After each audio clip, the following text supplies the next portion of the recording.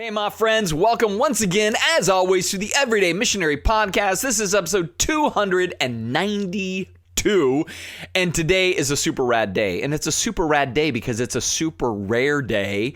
It is the last day of February. But when I say that, I don't mean February 28th. Yes, February is the runt of the monthly litter. It's the smallest one in the box. But this year, there is a February 29th. Yes, it is leap year. It is leap day. And I just think that's hilarious, right? That we need to do this adjustment every 4 years with one particular day to make up this little weird gap problem in our calendar. And so that's the time, right? We just add this little dollop of an extra day in February and call it done. And we move on for another 4 years and don't touch it again. Now, what I think is super fascinating is that rare breed of person that was born on February 29th, right? They only have a birthday every 4 years. They are perpetually young. I think that is hilarious, right?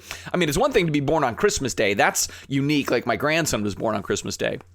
But boy, February 29th, ooh, that's spot on, man. You just can't get more unique and rare than that. So anyway, I was hoping, I went on Facebook today to see if anybody in my network actually was born on the 29th, and I was so bummed. Nobody. My man Scott Thompson, it was his birthday yesterday. Shout out to Scott. Happy birthday.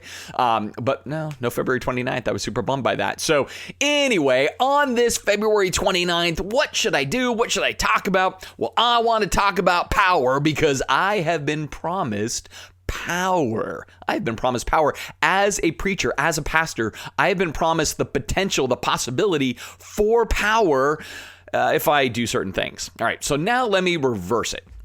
And I'm going to bring some clarity to this because you're probably going to think it's going a certain direction, and I'm bringing a certain criticism, and you're going to then see I pull a judo move, and I'm bringing a completely different criticism and everything else. But I want to go back to what the center of what this podcast is really all about, and it's being everyday missionaries. And part of that is having the mindset, having the kind of the perspective to engage in society, to engage in the structures that we have, with the eyes of Jesus being the eyes in which we look at things, and having the heart of Jesus and the tactics of Jesus, the ethos of Jesus, being the thing that drives us. And if there's anything I know is that there's always going to be pressure to conform. There's always going to be pressure to kind of get away from the things of Jesus. And what's weird about that is that can be both in the name of kind of the liberal establishment and in the name of the conservative establishment. So both sides can have these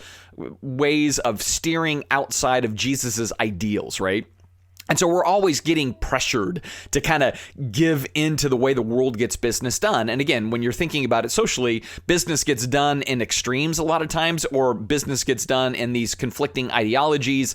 And I think if Jesus were to walk into like 2024 America, I think he would be like blowing up all the establishment stuff, and he would be calling out kind of the hypocrisy of everybody. And he would be trying to get us back to, hey, how are you going to fulfill the mission that started way back with Abraham to bless the nations? How are you going to fulfill the greatest commandment, which is to love God and love people? And how are you going to do this in such a way that you are acting as the peace creator, not just somebody that settles for truces, but somebody that really seeks to create peace and stability in a very volatile world? And how are you going to do that in such a way that is counterintuitive, upside down and backwards, just like I modeled repeatedly through the Gospels? Like, I think Jesus would come in and start doing all that stuff, and he would blow our mind. He would probably have enemies on both sides by a long mile, because if you go back to his ministry, the Pharisees were like the political right and the Sadducees were like the political left, and both conspired to kill him, right? So I do think, and they were religious and they were Bible believing and all those kinds of things, right? So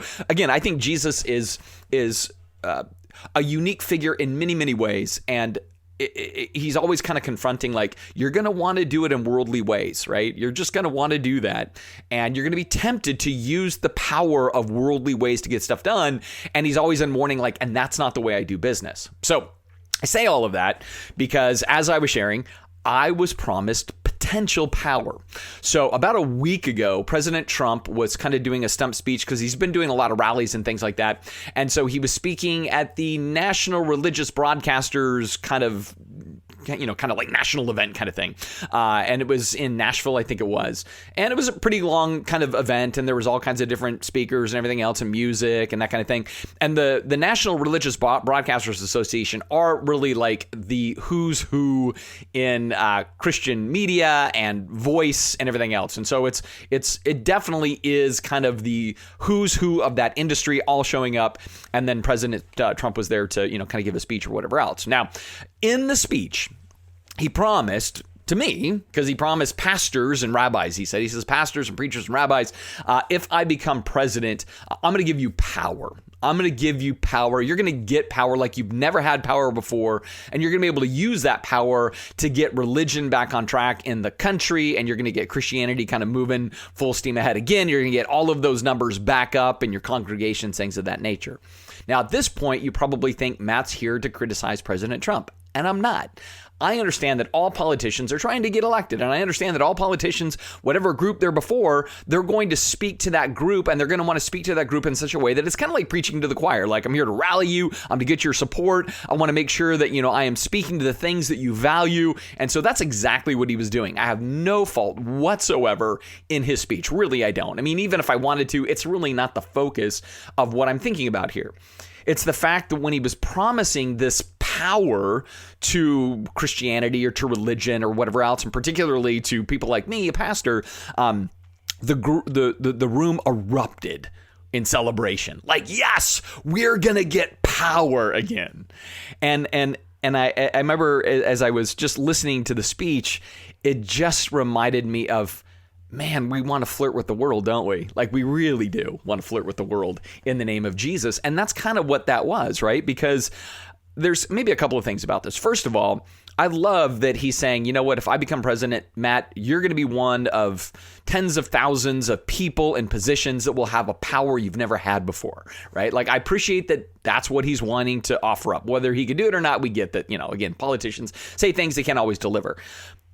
But my thing is, would I want that power? That's A.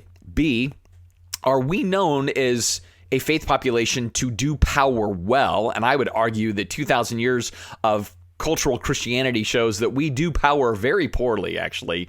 And then kind of the third C element of that is that what Jesus wants for his people? Is he like, I'm trying to get you in positions of power to wield power to then put the country back on track in this kind of religious, spiritual way, And I would argue that actually Jesus advocates the exact opposite. That he advocates the exact opposite, that his people are not people of power who want power, to leverage power, to make change through the means of power, but rather he's like, I'm calling you to lay down your power. I'm calling you to do things very different than the power brokers of the world.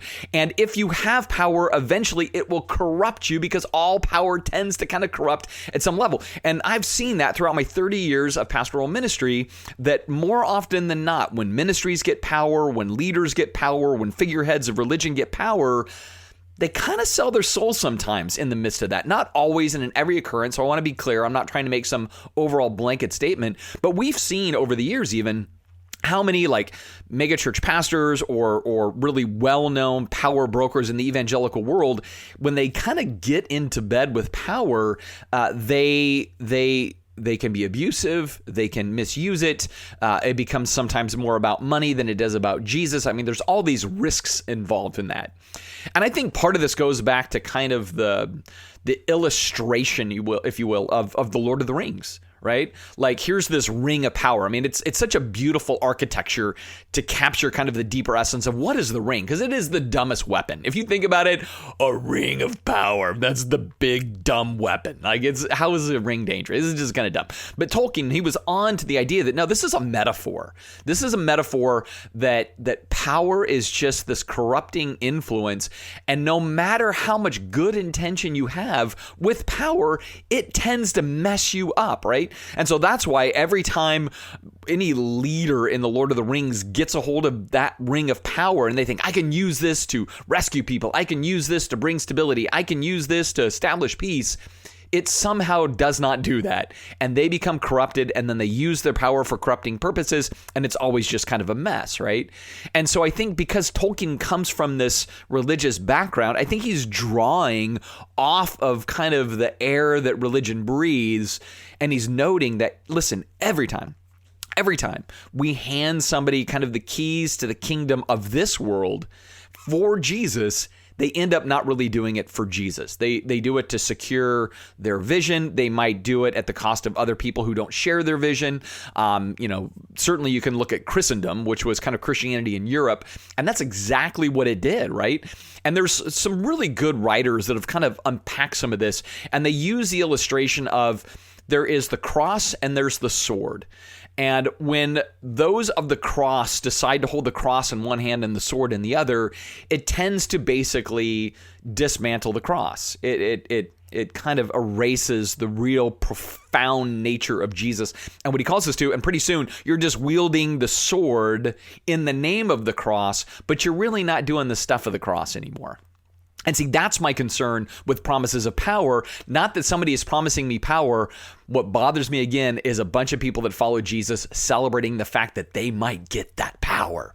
And that's all they need. If they just had power, they could fix everything. If they just had power, we could convert the whole country. If we just had power, we could force people to be Christian at that point? Like, I don't know what we think that power really does. Because I don't think power is the tool of real change in the hearts of people. Power is not the stuff of the kingdom. See, I think the stuff of the kingdom, and this comes into then us being everyday missionaries, is almost the opposite of power, where you're kind of laying down those things and you're doing something very different. You're wanting to leverage influence. You're wanting to leverage service. You're wanting to leverage the ability to love neighbor, enemy, God, you name it, in an authentic and genuine way. You leverage love and joy and peace and patience and kindness. These really kind of almost like life disrupting characteristics, right? Like that's the thing that brings then a real interesting change. Because I know in my own world, when I think somebody is just wielding power and wanting to use a power broker, power trippy thing to move me in a direction, it doesn't move my heart. It might move my body. It might move me to have to conform or, submit or whatever it is, but it's not going to change my heart. In fact, if anything, it's going to make me kind of hard-hearted to this power force thing that's happening, right?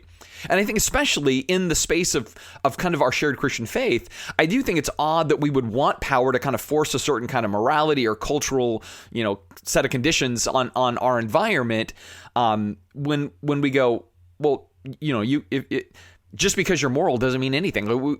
Works don't save, right? So, why are we so worried about having these external conditions met through power, when what we really should be caring about more than anything else is the internal disposition being transformed? And I think that comes by what we saw in Jesus, where he's like, hey, if you're worn out, if you're weary, if life is beating you down, come and follow me. Not because he says, I have power. He says, because I'm lowly and gentle. And you're going to find rest when you're doing life with me, right? Like it's so radically different, right? The invitation is not to power. The invitation is to something completely and utterly different.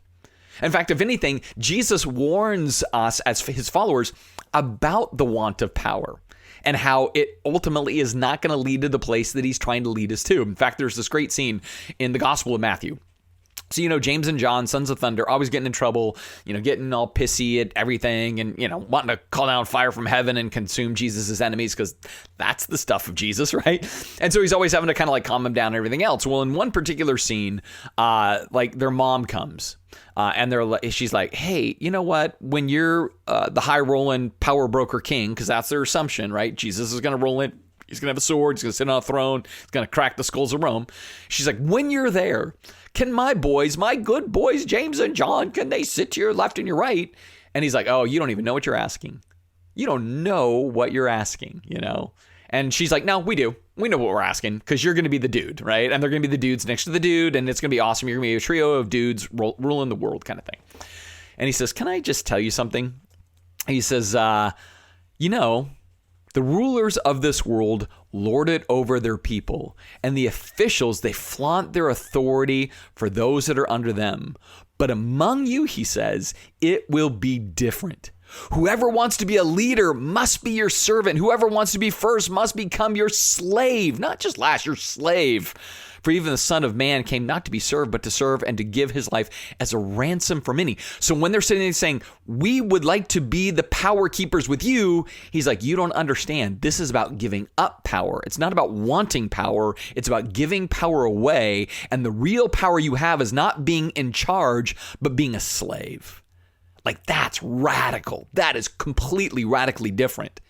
And so when any politician, I don't care if it's on the left or on the right, I don't care if the leader's religious or secular or whatever, if they're coming to me and saying, as a pastor, I want to give you power so you can get your ministry stuff done, my first thought should be, whoa, that is very opposite of Jesus, who says it's completely the opposite of power.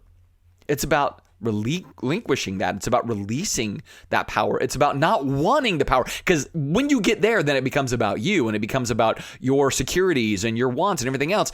And maybe that's the thing that I keep seeing over and over and over again. I keep hearing pastors that are almost kind of promoting this as well. And they're like, man, we got to take this stuff back and we got to get into positions of power. We got to get control again because this is going off the rails. But it's not being sought through this Jesus-like way. It's being sought in this kind of leadership of the world way, rulers of the world way, those who will have authority and then can put others under that authority to get done what they want to get done. Now, I want to be clear, that's the easy way. Who wants to be a slave?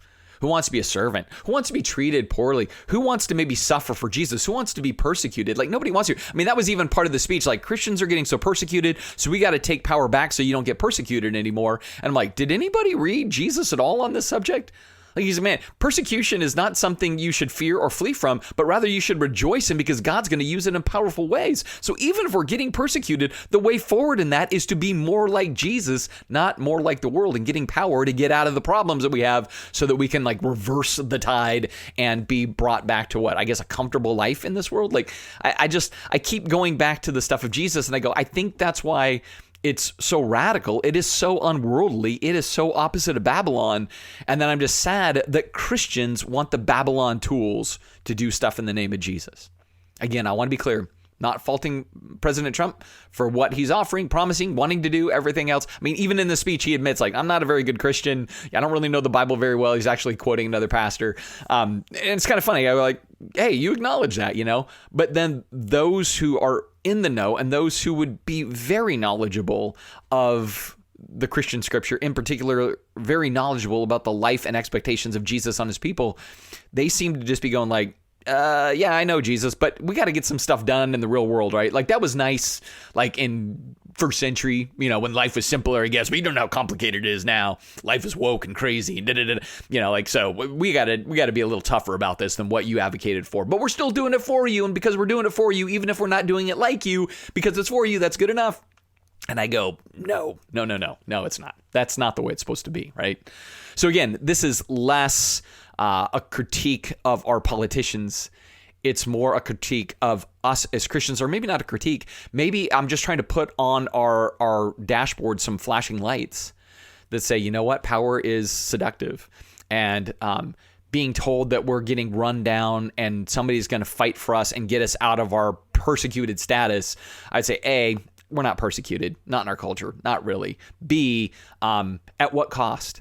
Like, am I going to get out of persecution by becoming powerful so I can oppress my oppressors? Can I become the persecutor so I don't face the persecution? Like, is that going to be the standard? Because again, I think it's just super easy to drift away from these really radical, beautiful things that Jesus promoted, and it keeps us from being the peacemakers, and it keeps us from being, like patient with people, long suffering in those circumstances.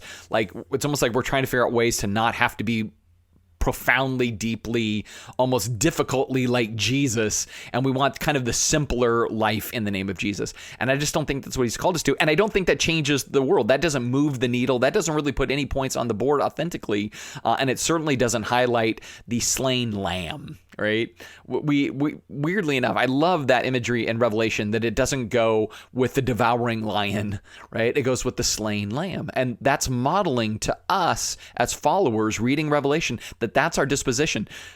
Again, Babylon's going to do what Babylon's going to do, and it's going to seek power, and we will be corrupted by power if we're seeking it too, or if we're wanting to leverage it, or it's offered to us and we take it, because we're probably not going to use it really, really well. So this is my call to arms for all of us. Lay yourselves down. This is my call to arms for all of us. Be a servant. This is my call to arms for all of us. Be a slave, because Jesus says, don't be like the world. Just don't be like the world. And when the world promises you what you kind of are craving in the moment, just reflect back. Is this the stuff of Jesus? Because the stuff of Jesus is the only stuff that gets anything done. And I think if we figure that out and we kind of lean into those things and seek that out in our lives, then you know what it means. We're going to be more effective everyday missionaries.